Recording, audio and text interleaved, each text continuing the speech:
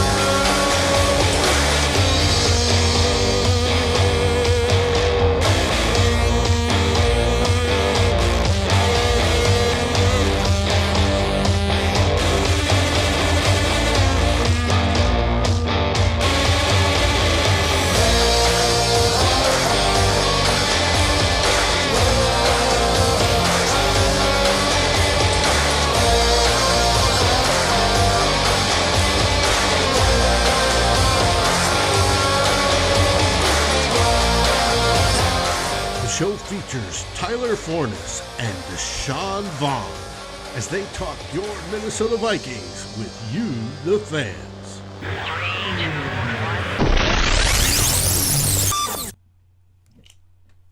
Welcome, ladies and gentlemen. It is another beautiful Purple Monday here in Skullland. My name is Tyler Fornes, and Dave, the trusty producer, is riding with me today. Unfortunately, Deshawn couldn't make it. He has to take care of some personal matters, and we wish him all the best, and we will see him next week ready to roll. Dave, this is going to be a really fun show. You know why? Why? We get to talk about a big fat W. And it's a beautiful thing, and it's incredible how much just winning cures all. Because last week, and even the week before, I was incredibly negative. And we're still going to talk about some things that we can improve on and that are some concerns moving forward, because every team has them. But we're going to talk a lot of positivity today. But before we get all that going, Dave, how are you? I'm good. Hey, Victory Monday, there's nothing like it. It makes turning your Monday purple so much easier. It is absolutely fantastic to see the team come together, make adjustments, and absolutely kick some sea chicken ass. Poor Arif seeing his team lose. It's a tough thing. But anyways, we had a fantastic game on Sunday. I was at US Bank Stadium along with a few other Climbing the Pocket members. Ryan was there. Flip was there. Eric from the Daily Norseman was there. And let me tell you, it felt good to be back in the stadium, and you could tell that the players were feeding off of that energy. They're still not able to do the pyrotechnics. So what they did, and they had the pregame videos going on where you have all the legends just talking about what it means to be a Viking. They had artificial snow coming down from the rafters, and Really? It was awesome. It was awesome. Cool. And it was kind of hilarious because, they had the doors open on the north end of the stadium.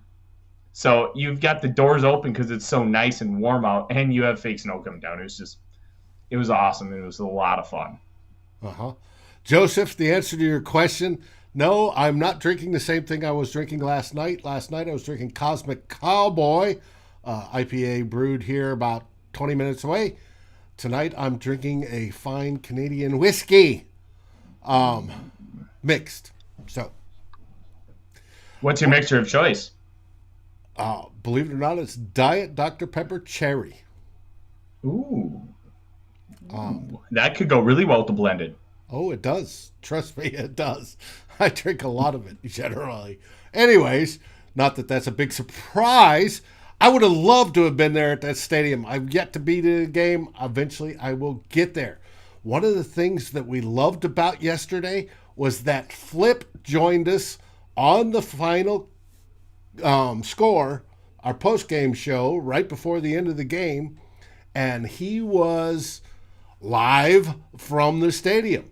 And I would love to get more fans and hosts joining us live from the stadium after the game. One of the classic parts of yesterday was when he turned the camera on some Seattle fans that were sitting beneath him, lower in the bowl. Great seats, about $800 seats. And they were all hands in their face, just like, because it was a wonderful game for us.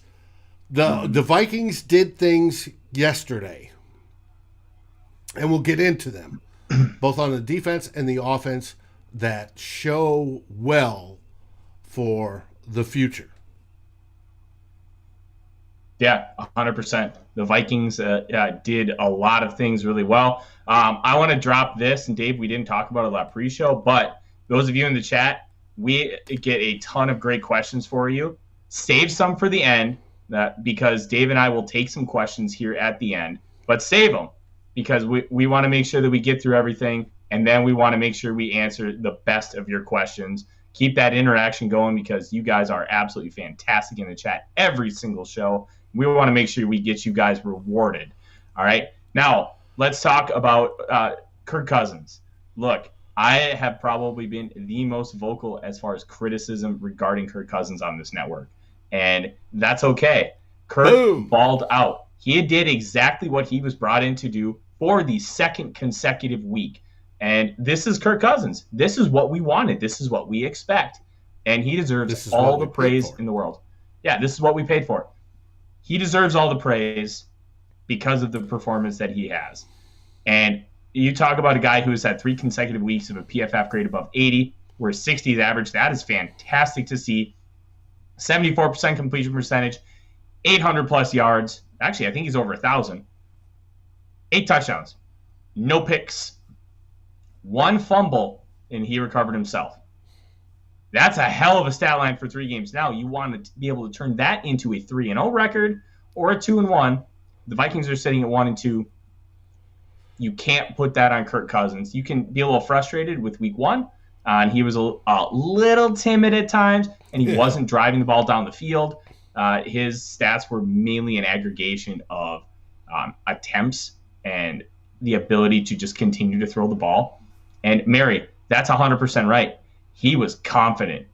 He laid his junk on the table and said, "I'm ready to go."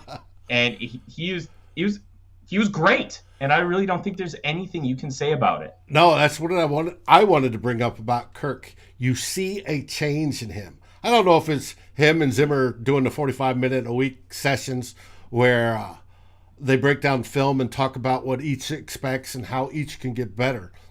But his leadership level has stepped up on the field. He's not just the lonely loser, the loner out there. He is actually taking charge, and you see that. And he's becoming almost fearless. And that pass to KJ Osborne, where he's coming back and it's a blitz, and he knows he's going to get plastered.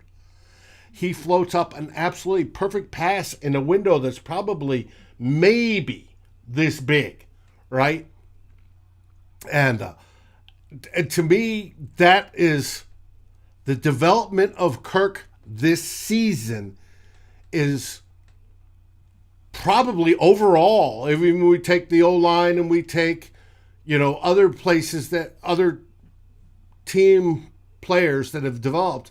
To me, that is the most promising out of all of them, because the quarterback is the key to winning the big one, period. And without it, you don't. I don't care how good you are, unless you're in that last 3% that has a defense that's out of this absolute world, and we know so far this season the Vikings don't. It takes that quarterback, and I am so happy to see that. I was very happy to see it too, and it was really evident being from the stands, and I haven't had the opportunity to watch the tape back because I had a work meeting where I officially got my promotion, which was a wonderful thing. I know. That's why I'm drinking the Pumpkin Nitro tonight, because I am able to buy any beer I want. Hey, outstanding. Absolutely. So, but let's kind of continue on here. It was evident that Kirk was just playing with swag. He had a swagger about him the entire football game. There was a confidence. There was an aura. And he made those big boy throws. Oh, yes. The one that everybody's been talking about is the one on third down, 8 minutes to go in the game. Kirk's running back. He's got a free blitzer coming at him. It reminded me exactly of what Kyler Murray did on that fourth down in the fourth quarter, where he hit that post route to Christian Kirk. It was a different route, different concept, same exact thing. And I'm just standing in the stadium. I'm like, that's Kyler Murray shit right there. Like, I don't know who this Kirk Cousins is, but I like him, and I hope he stays around for a while because it was impressive. He was making those calculated throws all game. He wasn't taking overly aggressive shots. I would like to see this offense take a couple more deep shots. They didn't. I don't think they attempted one pass more than 20 yards down the field. But at the end of the day, it didn't matter. Moving forward, it's going to matter a little more. So that's something I'm going to be looking forward to moving forward. David, looked like you had something you wanted to say. Well, you talk about the aggressiveness, and I don't know if I brought it up yesterday. I think I did, but I may have already deleted it. It was the tweet of the game. That's fine. I know where it's at. And it came from our buddy, Arif Hassan, who you've already talked about tonight. Scroll. Courtney Arif. Here we go. Let me drop this puppy on there. And you could see it feels like Kubiak's giving himself one insane playing call, a drive, and then he follows up by being extremely safe. I think that will change in the future. I think we are going to see more of those shots that you described, be it over 20 or not. I think like when KJ Osborne a couple games ago was streaking down the sideline, you're going to see those. Kirk's going to see it because Kirk is seeing things faster. It's processing in his head, and he's going from, option to option to option. And when he sees, just a sliver of purple, like with the KJ Osborne short screen, dump off in the front, he's seeing that and he's making that. Don't worry, Jerome, we'll get to the O-line. But he's doing that, and that is something he hasn't done. And if you noticed yesterday, there was a few plays off script that he didn't vapor lock upstairs. He actually moved and made plays. That, to me, is a humongous step. And I don't know where it's coming from, whether it's Zim, whether it's the other coaches, quarterback coaches, wherever, but it is absolutely heartening to see. No, I agree completely. And to kind of build off that a little bit, I'm really intrigued to see, and you alluded to it in your tidbit there, how Clint continues to evolve. Because I think when we watched those first two games, Dave, it was evident he was not a comfortable play caller. And I wonder how much of that had to do with him not really calling plays, and they were adjusting where he was going to be, if he was going to be in the press box or on the field in the preseason. And the chemistry with him and Zimmer and what Zimmer wants to do, I thought was incredibly evident in the Cardinals game. It was a Clint first half and a Zimmer second half. Mm-hmm. And I think in this game, you really saw that it was a Clint game. I didn't really feel a heavy Zimmer influence. There were a couple second and long runs. Look, you're running a wide zone. It's going to happen. It's not happening nearly at the frequency that it did last year. And I think that was a bigger key for me. And it never felt like the running game was forced, where sometimes you're really feeding Dalvin Cook to feed Dalvin Cook because you're paying him a bunch of money. Right. Mattison had 45% of the touches, but 8 of them were pass plays. Some of them were designed, some of them were not. I think it was about 4 and 4. So you're talking about 40% of the plays were designed to go to Alexander Mattison. That's not forcing him the ball. That's not, like, especially within the flow of the game, it felt normal. It felt natural. You weren't just intentionally just trying to get it to Alexander Mattison. That's a good offensive game. They were letting things come to them. And as Mattison showed, he could very easily start in other teams. Mm-hmm. Over 100 yards rushing. He had, I think it was over 60 yards receiving.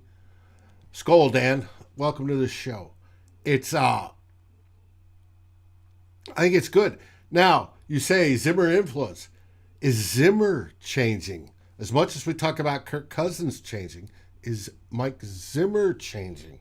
And how he's now realizing that, we'll get into how he manipulated the defense here in a bit, but how he's allowing the offense to be more modern. Yeah, Clint's the one calling the plays, but he's allowing a more modern offense. We're passing more than we're running. We're not forcing the run. Is that possible? Or is it a mirage because Clint is so much better? That's my question to you. I think there are some ways where I think Zimmer has shown that he's willing to evolve. And I think a lot of that has to do with the success of the offensive line. They said at draft weekend they were looking for bigger, stronger guys because their small athletes just were not working out to the success that they want. And I think evidence of that, guys like Dakota Dozier, guys like Garrett Bradbury, high upside athletes who are great in space but can't anchor. And the transition from that to Wyatt Davis and with Christian Darrisaw, excuse me, and then also along with that, moving Oli Udoh inside to guard, who's a big boy. Yeah, and it's working. And I think in those areas, you're seeing evolution.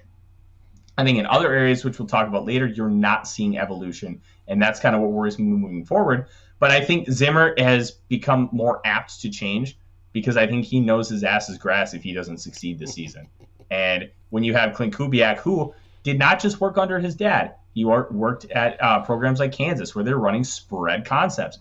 He worked for the Ravens where they were running kind of spread stuff with Flacco at one point. You're doing a lot of different things. And when you do a lot of different things as a coach, you absorb all of that, and then you kind of form your own system. And I think we're seeing that with Clint Kubiak right now. This is not a wide zone system right now. This is a system that runs wide zone. Like, you're spreading the ball out. You are running 5 wide. You're utilizing the short passing game. It feels like a spread West Coast hybrid that focuses on wide zone when you're talking about the running game. Because you're using a lot of spacing, and you're doing a lot of curls, a lot of ins, a lot of out routes, flats, like all these kind of concepts, which are very, very prevalent in the West Coast system. You're not really pushing the ball down the field that much, but your running game concepts are a base wide zone. Like, it feels like Kubiak has really made a true hybrid of everything that he's learned, and he's taking advantage of that. I'm really intrigued to see how Zimmer continues with this. If this offense sputters for 2 games, what's going to happen? Is Zimmer just going to be like, no, you do this. You need to do this, and take away his creative freedom? Or does he say, hey, 2 games, you know what? We need to stay the course because this has worked and this will work.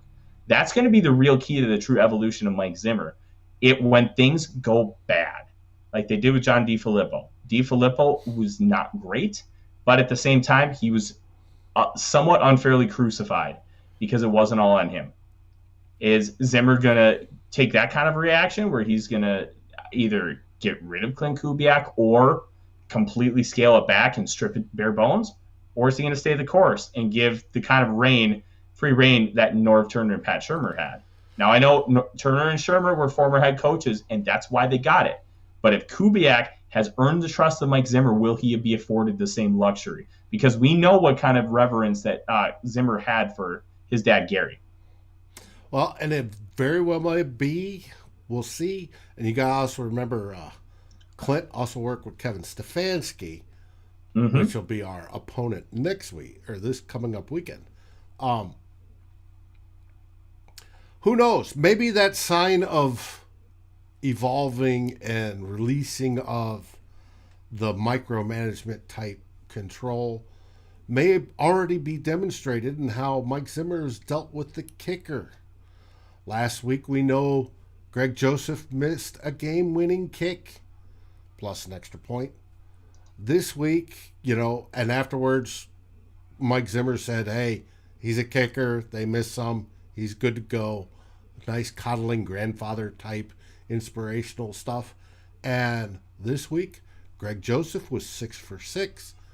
That may be the same approach he takes as with the offense and Clint Kubiak in particular. At least I'm hoping to see that. And I'm hoping to see it too. I want to see this offense continue to grow and develop, because when you take a look around the NFL, the McVays of the world grow and adapt. The Andy Reids of the world grow and adapt. Just within the context of last season, the Buccaneers completely flipped what they were doing. Yeah, we're going to get to him. Don't worry, Joseph. We're going to get to Conklin, all right? We've got a lot of things we're going to talk about. And don't forget, save your questions for the end of the show. I'll give you a couple-minute warning so we can start answering some of your questions. And I think we'll kind of utilize this as a transition point, because we want to see that evolution like we see from the best play callers in the NFL with Clint Kubiak. But one of the things that I think we can't overlook is something that Joseph just mentioned, Tyler Conklin. Yes. The usage of Tyler Conklin. I don't know yet if it was a panic trade for Chris Herndon. Regardless, they needed another tight end. They get him for a minimum salary. They gave up a fourth. A little bit of a high price. Nobody's going to fight that. But let's be honest. Rick Spielman is going to end up with like 6 of them anyways, so does it really matter? Not a lot. So, the utilization. Well, we'll get into that Conklin, when we get into mock draft Mondays. Oh, and you know what? If the Vikings play like this, it'll be a little later getting into mock draft Mondays. Which is fantastic. Yes, we'll take it all day. So, utilization of Tyler Conklin, the utilization of the tight end in general, has been a real struggle for this team. Last few years, you have Kyle Rudolph, who great in the red zone. There were very few tight ends better in the red area than Kyle Rudolph, but in the middle of the field, Kyle Rudolph was cheeks. He caught the ball and he dropped. So they didn't utilize him. They didn't feature him. First 2 years at Irv Smith Jr., he was more of an H-back, blocking tight end, used in the flats, and gave him some run after the catch. They didn't feature him. This year was supposed to be a big feature for him.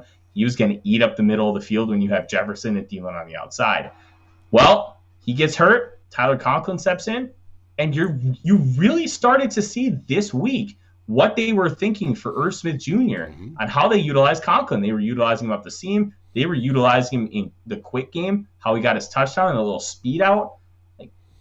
Conklin did such a great job maximizing what he was asked to do in this football game. He's also a very good blocker, which cannot be overstated and cannot be mentioned enough. Conklin was very good, and I think it goes to show the brilliance of what Clint Kubiak is doing, because he's utilizing everything he has. When you talk tight ends, of course, that's my first love. Conklin is doing great. I suspect that Irv would be even better, because we've all talked about it. Irv was going to be the functional wide receiver 3. Him being out has allowed KJ Osborne to ascend to that role and to ascend to it absolutely beautifully. He was drafted to be a kick returner. He was lousy at that, but he has become a very good and trusted wide receiver 3, which is outstanding. Conklin did well in his stead. And yes, we traded for Herndon, and we haven't seen much of it since. But one of the attaboys that came out of yesterday's game was on Ellefson, right? The kid that played at North Dakota State, that he holds his block and he holds it with a little nastiness and he drives it to the ground, and how Mike Zimmer loves that. And I know if Mike Zimmer loves that, Phil Rauscher absolutely loves that. From an offensive line coach, you want a guy that can block like that. We haven't had one, since the great Jimmy Kleinsaucer and his pancake blocks. I would love to see Ellefson develop into that type of tight end, and then throughout this season be the tight end 2. And hey, that 4th rounder we gave for the kid from the Jets, oh well, he'll work his way in eventually. If he doesn't, hey, it's a dime a dozen. Hey, it's a waste. You took your shot. Too bad. Mm-hmm. But if Ellison and Conklin continues to grow, we're looking ahead. But in 2022, get Irv back and Conklin and Ellison as the blocking guy. Oh my God, what a tight end room! It's wonderful. It makes me want to have alone time. It's just great. Well, we have a self-pleasure joke here in the chat already. So yes. Thank you, Dave. And you know what? I think you're spot on. The way this tight end room has been built has been a little abstract. They've had to do it on the fly, especially with losing Irv Smith, getting Herndon, and then Ellefson. Ellefson kind of gives me he's like a hybrid of Rhett Ellison and Jim Kleinsaucer, where he's got a little bit of that power, but he's got some flexibility in his game, but he's not just solely a power guy. And I think that can be very useful for this team. Jimmy could catch passes. It's just that Jimmy that's also not how they fumbled used 3 them. times against the Bears in '99, and we lost by 1. True, but yeah, I don't care. And they're finally figuring out your joke, Dave. Oh, what a day! Anyways, so let's kind of transition. I know that this is going to be the favorite part of the show. Drum roll, please. Ron Belly Love. Dave, I'm going to let you kind of take over this because I can speak about the offensive line. This is your passion. You love the big boys. And you know what? The PFF grades won't state how good of a job that this unit as a whole did. And that context needs to be taken. Glad you brought that up because I was going to as well. Yeah, and I tweeted about it earlier today when you talk about PFF grades. Now, if you got to look at the whole parts, not just one player, because if you have one guy, if you have Garrett Bradbury posting a 0 pass blocking grade, it's be generally pretty bad, and you would have seen that. Yes. I think they allowed 5 or 6 total pressures on Kirk on 38 dropbacks. Outstanding. And they allowed, I think, just 1 sack, and that was on a blitz. So the sum of its parts is what the offensive line was about. Last year, Dakota Dozier was that blaring weak spot, and then Garrett Bradbury was rough getting forklifted like once or twice a game. There really isn't a true weak point of this offensive line right now. You could say Rashad Hill is a weak point, Garrett Bradbury, but they aren't debilitating, and that's the key. Right, and even Hill. I feel like you're agreeing here. Yeah. Even Hill had a bad game. It's one of the fallacies about PFF.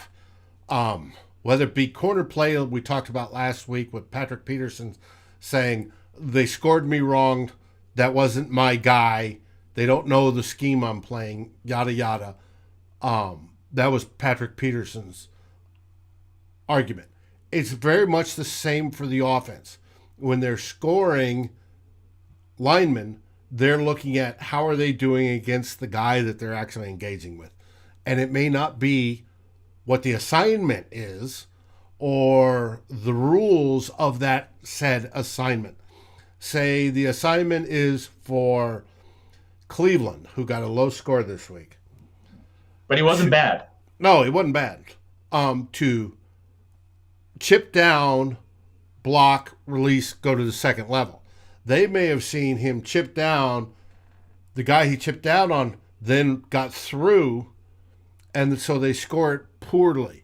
When actually he did his job and got to the second level and did his hit, they're scoring it poorly when actually he's doing what is designed to be done that causes for success to open up the hole for, in this case, Mattison to run through it.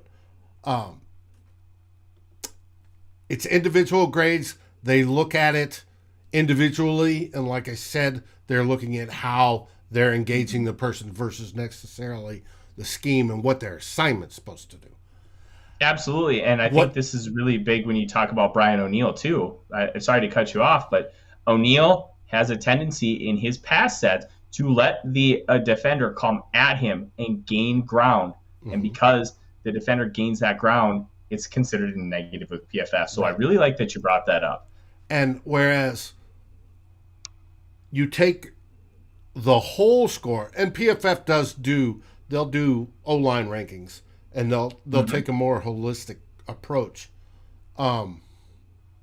How those 5 gentlemen work together, right? And then you can throw in the tight ends on top of that, and the fullback, or any blocking back.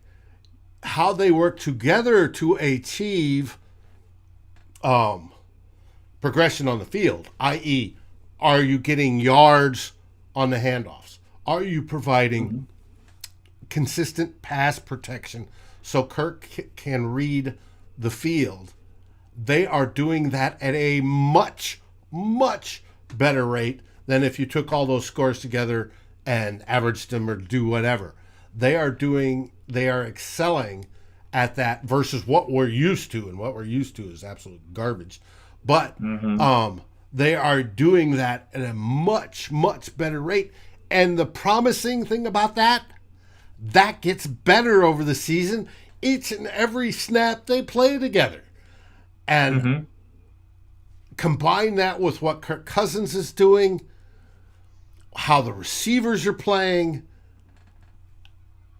and this offense can be really, really good if Mike Zimmer realizes he has to switch to, I've got to score 30 points a game to win, more offensive-minded.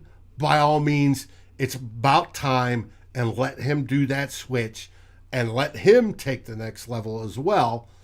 Let Clint do his thing. This could be something special. And I love to see the round bellies succeeding like they are. I give most of the credit. Today in our group, Nick was talking about, isn't it great that Dennison is doing the run play advising? And I said, is it Dennison or is it Rauscher? I love that Phil Rauscher is actually coaching these guys up. Some of them are the same guys, and they are performing better. It is a wonderful thing. Yes, it is. And when you talk about the Vikings offensive line, then what Phil Rauscher's done, it's been incredible. I want to answer something that Joseph mentioned in the chat. How the hell I remember a Kleinsasser fumble from 99? I may be off a year or two. It was 90. I think it was 99 because it was a rookie year. He didn't fumble once. He didn't fumble twice. He fumbled 3 times, and that's when he got demoted for Jimmy. Yeah, that's because he became a tight end and got demoted to fullback, and he never played a traditional tight end again. And that always stuck out to me because that game, the Vikings lost at home to the Bears 23-22, got a touchdown and a 2-point conversion with 2 seconds left. It's one of those things that always stuck out. But let's transition to the defensive side of the ball and talk about some positives. Then we'll talk about some criticisms, critiques we have of the team. And then we're going to answer some of the great people's questions. Defense, up and down. Up and down. They were awful for about the first 20, 25 minutes of the football game. And from that point on, outside of that last play, which was just, hey, we're going to try and score here quick, they allowed what? Yeah, we're going to get to him. Don't you worry. They allowed, I think, 44 total yards in the second half. 44 total yards in the second half. And 0 on the scoreboard. That is a Mike Zimmer defense. And we knew that this defense wasn't going to gel right away because there's so many new pieces. And yeah, I think you really started to see it come together. Mike Zimmer had a great, not transitions, adjustments after halftime. But we got to talk about the elephant in the room, as you brought it up. That really, really bad football player, Bashaud Breeland, a 21.6 PFF grade over the course of the season. Cornerback 103 out of 103 with enough plays to have a PFF grade for the season. And I think I'm going to relate this to Mike Zimmer because I think this is a Zimmer philosophy. You know that Cam Dantzler is in the doghouse. We've known he's in the doghouse for a while. I think Mike Zimmer, with his archaic old school mentality, is too stubborn to pull Bashaud Breeland and put in Cam Dantzler, and it's going to hurt this team. You got to take him out. It doesn't matter who he is. I don't care if it's Xavier Rhodes in 2018, right after he was an All-Pro. If you're playing like that, you can't be trusted like that on an island. Targets were 9 for 9 for 102 yards and I think 2 touchdowns. It was horrible.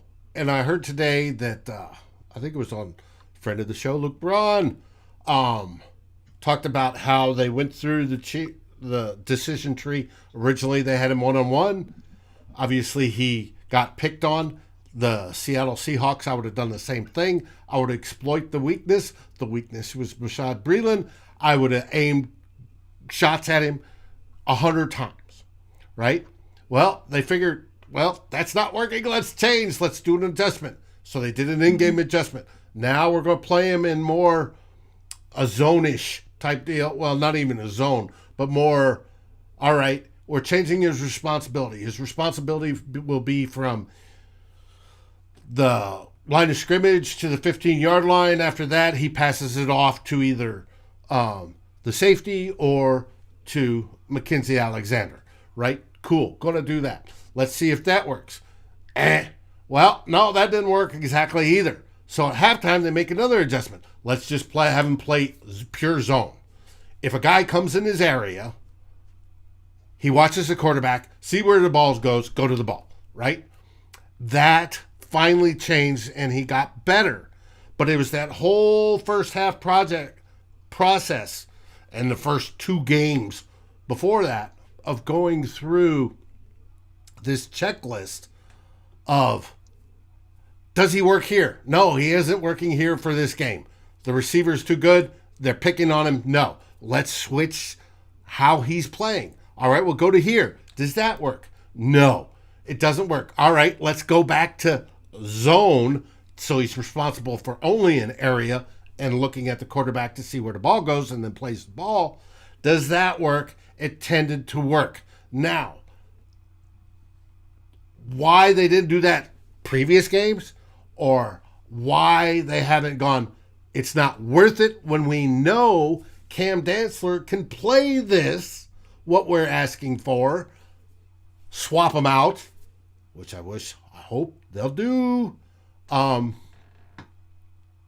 That would be the solution. But what I just described about going down the checklist of, can he do this? Can he do man? No. Can he do a modified man? No. All right, we got to put him in zone. Can he do that? Yes, it was adequate. That's what happened, what you saw on Sunday. Now, the question is, if he can only do zone, can Cam Dantzler do more than just zone? If so, Dantzler needs to start. And Breeland needs to ride the pine, like we used to say.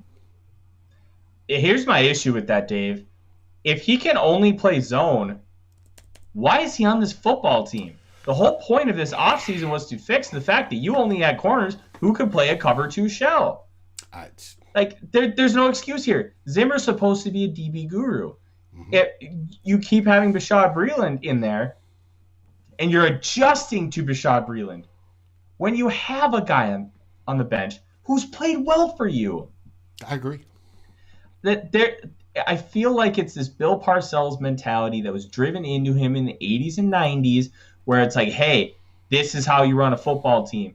And then Zimmer's like, no, this is what Bill said. Bill's one of the greatest of all time. I got to make sure I follow this. Well, at the end of the day, Bill Parcells and Bill Belichick, those guys adapted pretty well throughout their tenure, especially Belichick. He's willing to do whatever it takes to win a football game. Zimmer needs to figure that out because having a cover 2 corner after spending an offseason trying to fix it, it's inexcusable. And they need to take care of that right now. Yep, I agree. Yeah. Now, you had talked about, and of course I covered it up. Well,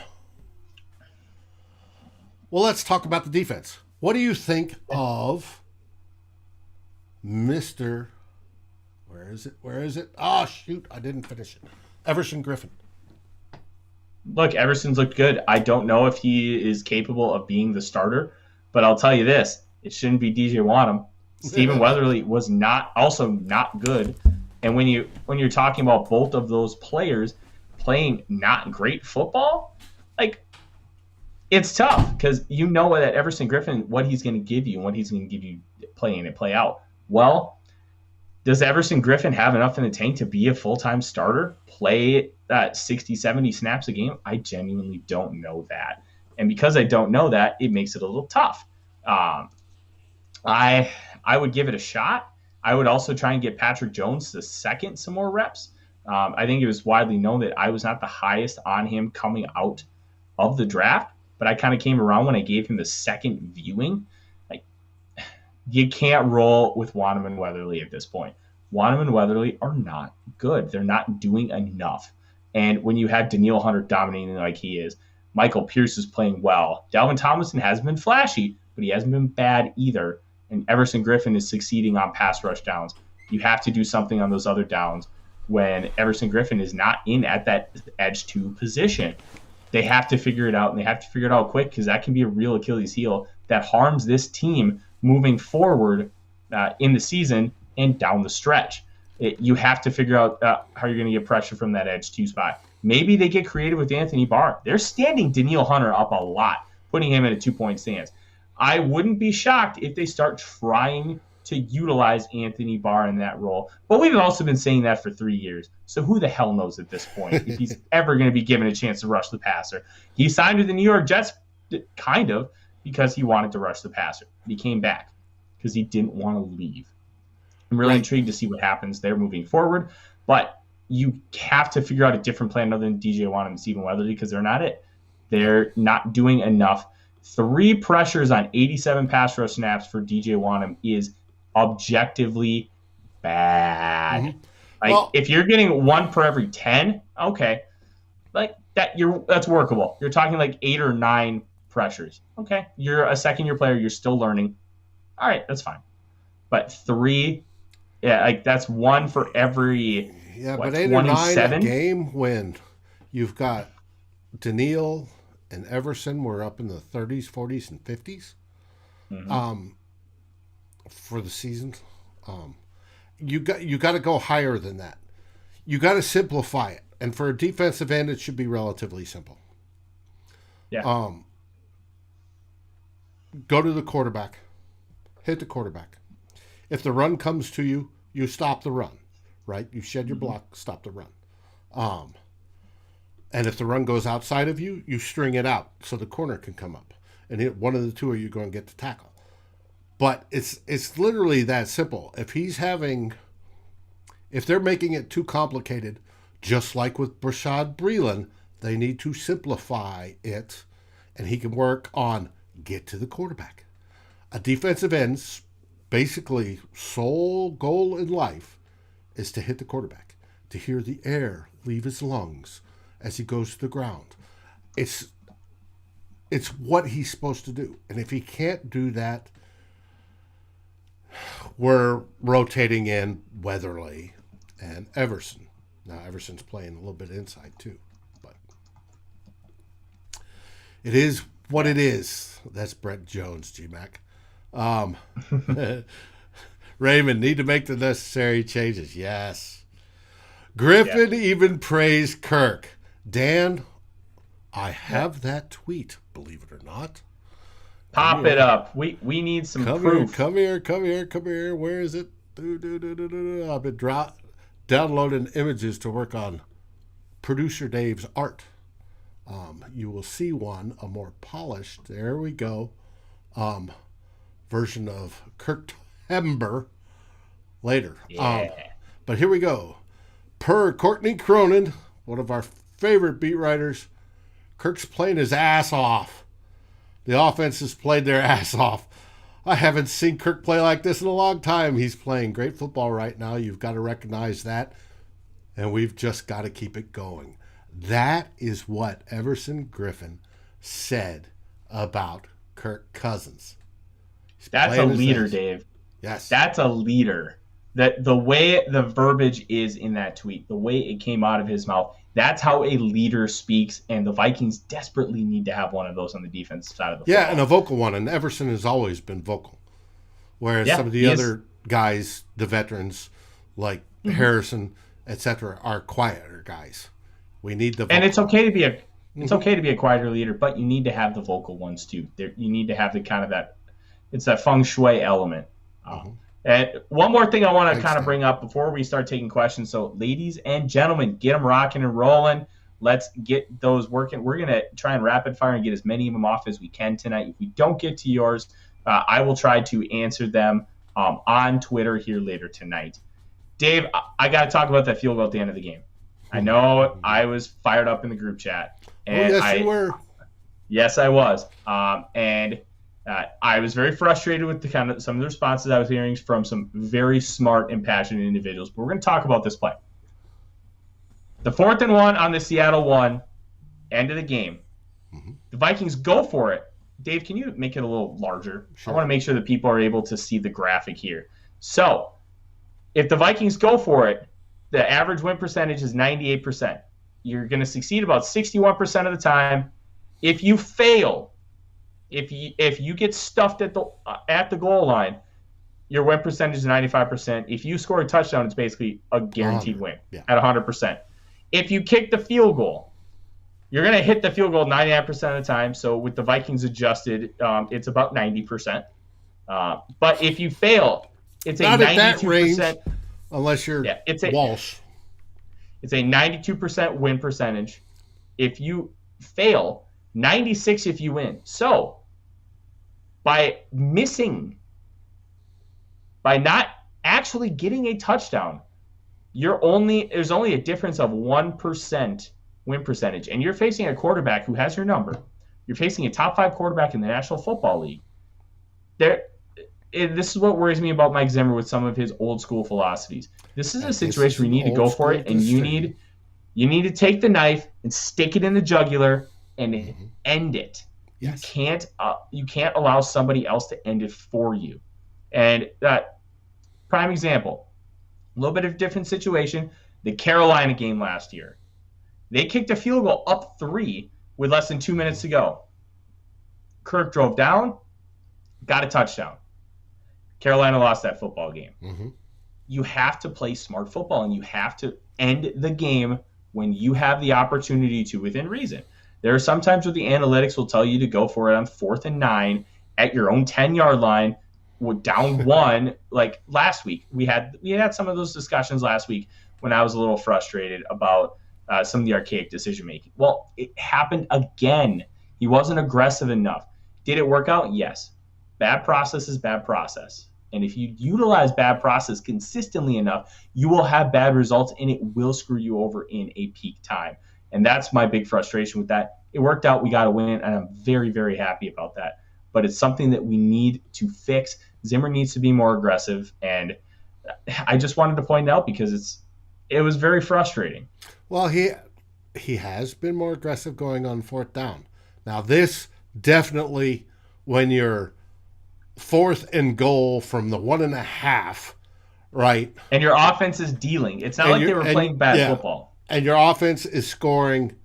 The optimum play, believe it or not, is probably a QB sneak if it's open.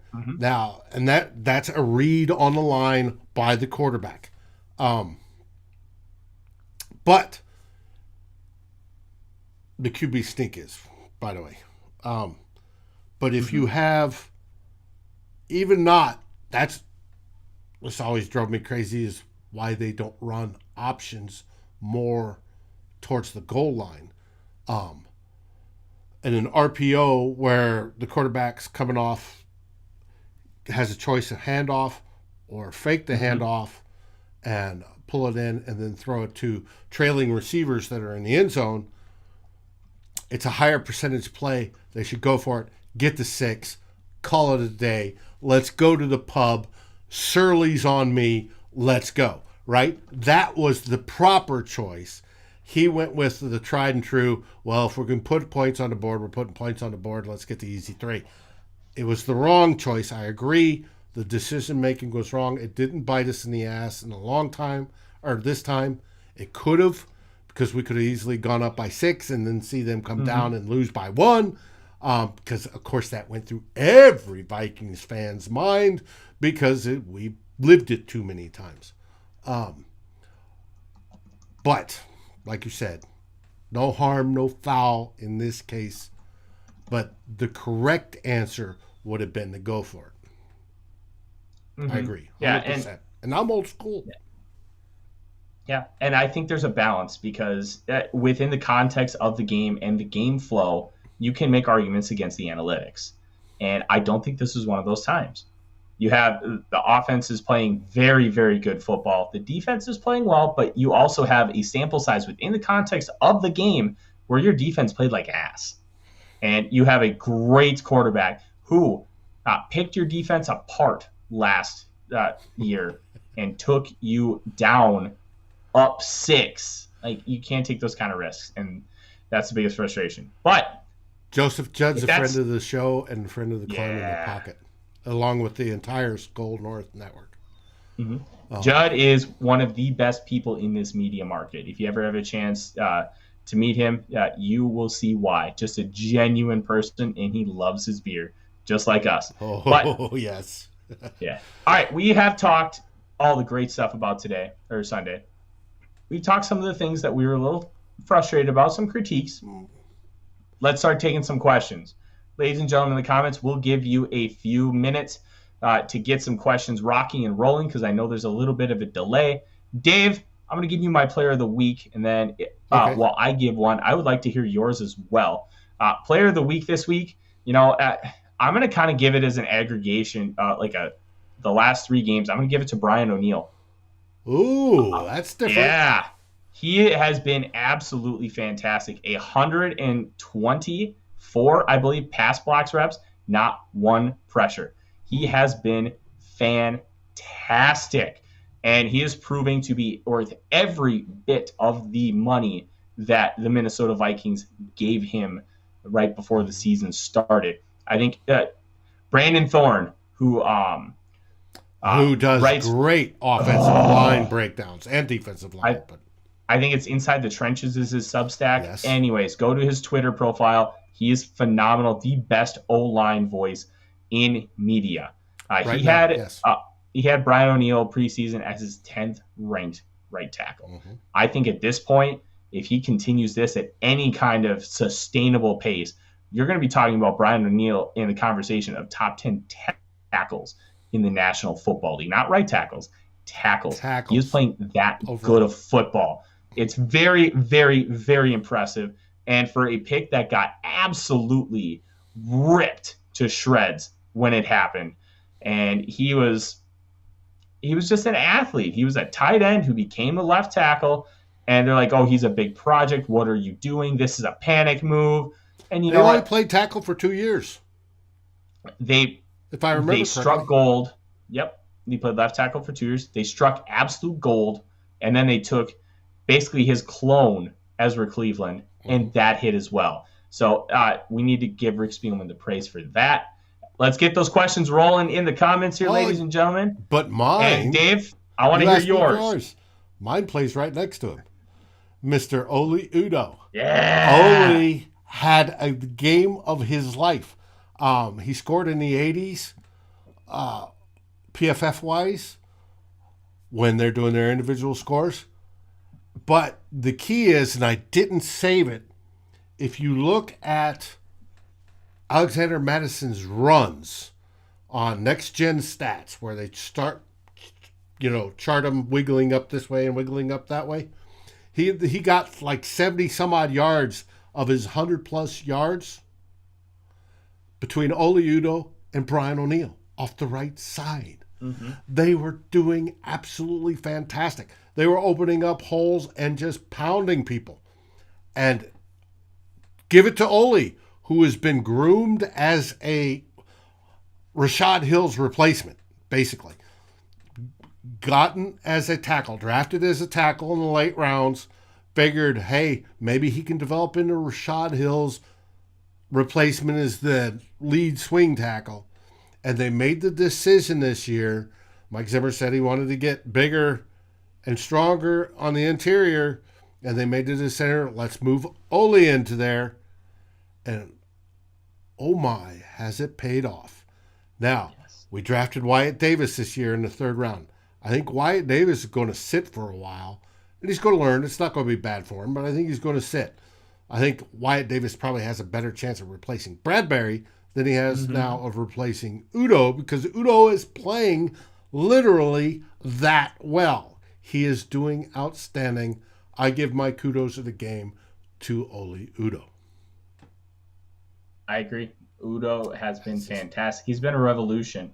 And one thing that if you have the opportunity to go back and look, check out friend of the show, friend of the network, OG contributor, Jordan Reed.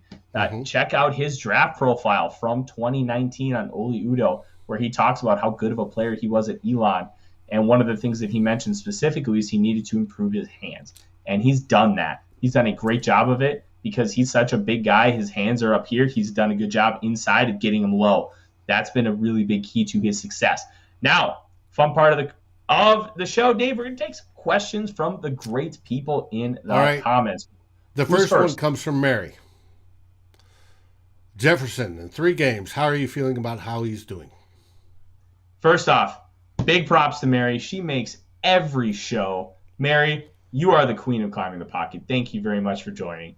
Once again, I'm okay with what Justin Jefferson's doing. I think he's had a little bit of the dropsies. I think he has 3 on the season already, which is a staggeringly high rate considering what he had in college and what he had last year. So I was a little worried there. But at an overall scale, I'm not worried about him at all. Within the context of the offense, he's not being misused. He's not being under-targeted. He is not being ignored. He's going to be just fine. Like KJ Osborne stepping up has been a revolution. And I think you'll naturally see a stat regression from a guy like Justin Jefferson because he's not being force-fed the football. Kirk feels much more comfortable spreading it around because he has more people to spread it to. Well, I was looking at I think Justin Jefferson was perfect yesterday. I'm trying to bring up the grades real quick. I don't remember seeing a drop from him yesterday, No, but I remember he was targeted 11 times, reception 9, 81%, yards 118. It does not explain the 2. They could have been at his feet or uncatchable. Yeah. And of course the 1 TD. Yesterday's performance was the JJ we are used to. I did do, or I'm in the process of doing an image of him. It was Nick that said, "I'll be right back." It was when he ran into the whip route. He ran into the end zone, turned towards the defender, raised his arms, turned around, boom, touchdown. Griddy for the first time ever in front of the fans in the stadium. And it was absolutely marvelous. I am not worried about it. They got him busy early. They were throwing balls to him early. I think that is part of the key. Keep him happy. And he excels. Now the next question is from Dan, do you think this O-line, assuming the O-line, especially with the second part, will be top 15 by the end of the year? And will Wyatt Davis be groomed as center? And I answered that before. There's a good possibility that's the case. Do you think this O-line can move into the top 15 by the end of the year? Yes, I think they can, but no, I don't think they will. And I'm going to take this question from Dan as it being a PFF metric. And I think we kind of established that. some of the things that PFF looks at when they do their grades, it doesn't necessarily favor the Minnesota Vikings as far as achieving a positive grade because of what they're asked to do and how PFF looks at things. And I think because of that, if you're going to look at the PFF metric, they would have to be absolutely lights out all 17 games for them to be in that top 10 or top 15. Now, if you're talking in a general sense, like if I look at these 32 O-lines on paper, am I going to take the Vikings in the top 15? I think that was a very, very, very good possibility that ends up being the case because we have a 3-game sample size of very good offensive line play outside of a few plays in that Bengals game. So when you kind of compile everything, in a general sense, I think they do. PFF, I don't. Okay. Now, where do you get your offensive line scores? And I'll tell you where I get mine. I usually watch the film and I combine it with PFF to try and contextualize it, but I don't actually look at anything else. What do you look at, Dave? Football Outsiders. Ooh. By okay. Edge Sports. They do DVOA, which I'm sure you've heard of, and they break it down by offensive line. I'm trying to bring it up, and it's asking me to subscribe, of course. It's been a while. I usually don't look this early in the season because it's not enough. It's not small enough data sample to really draw size. conclusions. Right. It's too early. We've only played 3 games. But they will go through and how their algorithm works is it takes the production that's the result of what these guys are doing, and then it ranks them from there, be it yards, be it points, be it field position, whatever it is. And it all melds that into a constant score, so it's equal across all 32 teams. It's how you're producing, right? Mm-hmm. How are you protecting and how are you producing? If you do well on those, you move up. If you do crappy, like last year, you're down near the bottom, like 28th or whatever it was. I'd have to look. But it all falls in there. And they're the only ones that I know of that on a consistent basis, I know PFF will do offensive line and rankings, but on a consistent basis where you could look and actually see how they're moving up and how they're moving down as a unit. And that's what I appreciate. So those of you stat heads out there that love to look at stats, check out Football Outsiders. Absolutely. Let's get a couple more questions, Dave. Yep. We just passed that 9 o'clock mark. We want to get the people out of here so they can enjoy the rest of their Monday night. Is Darisaw close? Based on everything I'm seeing and hearing, he is. He was taking live practice reps with the Vikings this entire week. It would not shock me if he practices in full all 3 days of practice next week, that he ends up dressing against the Cleveland Browns. Will he start? I don't know. That's going to be up to how he looks in practice, how the coaches feel his comfortability is with the offense, with just his core strength as well. Like, I would love to see him, but I don't think you are in a desperate spot where you have to throw him out there. Right, and it also is going to depend on how Rashad Hill plays, and this last week Rashad Hill was adequate as the. Mm-hmm. And I think it might be a best situation if you dress him, throw him out for a series, and maybe then throw him out for another series. Baptized. Mm-hmm. Yeah. Now this week, the left tackle, we're coming up and we're looking ahead, and more of the shows this week are going to be talking about it. But when we look at Cleveland. He will go, the left tackle will go against, what's his face that just had 5 sacks. Clowney or Myles Garrett? Myles Garrett. Yeah. And we'll see. Now, there was an interesting question is, we shut down the Cardinals' big rusher after his big game. Will we shut down Myles Garrett? But that's for some of the future shows this week when we look forward to the Cleveland Browns game. Absolutely. Obviously, let's get one more. A lot of that came with scheming. Yeah. Let's get one more question in here, Dave, and then let's call it a night. Well, I'm waiting on another one. I'm not seeing. There was one up above from Jeffrey asking about Kenny Nwangwu. Oh, I missed that one. Here we go. How will we use Kenny Nwangu, Wang Chung as I call him, motion or slot and kickoffs? I would love to see him on kickoffs. I want to see that knee healthy so he come back and can do it. Yeah. I think they're going to utilize him in a gadgety type role. Think Cordell Stewart as Slash with the Pittsburgh Steelers. Take out the quarterback element. They're going to use, I think, the slot, that use him on jet sweeps, jet motion. They'll get him in the screen game. They'll get him touches in space where he can make things happen. Limited touches he had at Iowa State, he was able to make things happen. Baptism by fire in that aspect as well, because if he can prove that he can take over, Amir Abdullah all of a sudden becomes expendable. Now, Amir Abdullah has been really good for this team the past few years, just being a steady was good yesterday hand. Too. Yeah, he was. He's just a steady hand. He's not great. He's not going to overwhelm. He's not going to be like really, really good, but he's not going to be bad. And with the special teams element that he brings to the table, he becomes a very valuable third back in your running back room. So I'm really interested to see Ngwangu. I would want just use him in space. Quang, thanks for joining the show. And yes, they have very good ones. It's going to be a lot of scheming and running backs or fullback, CJ Ham coming up with some blocks.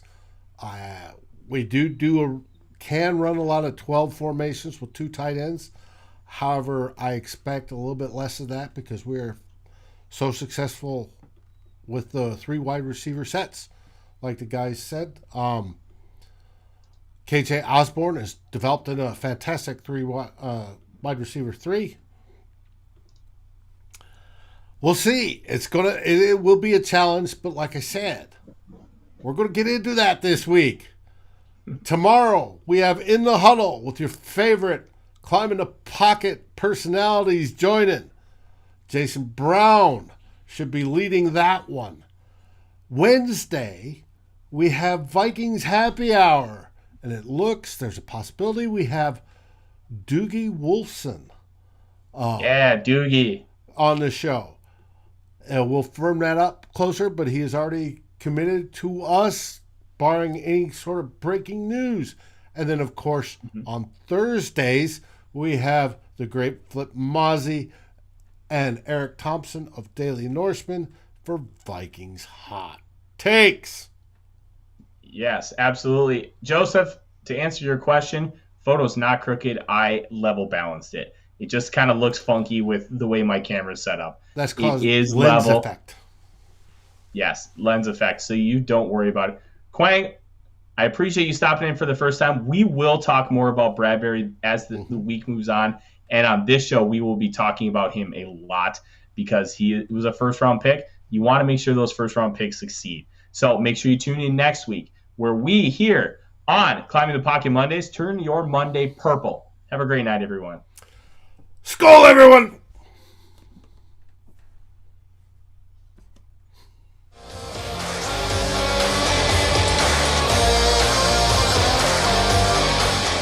Thanks for watching. Like, subscribe, and ring the bell. And if you're listening on your favorite aggregator, make sure you rate us. And always feel free to join the conversation here at Climbing the Pocket.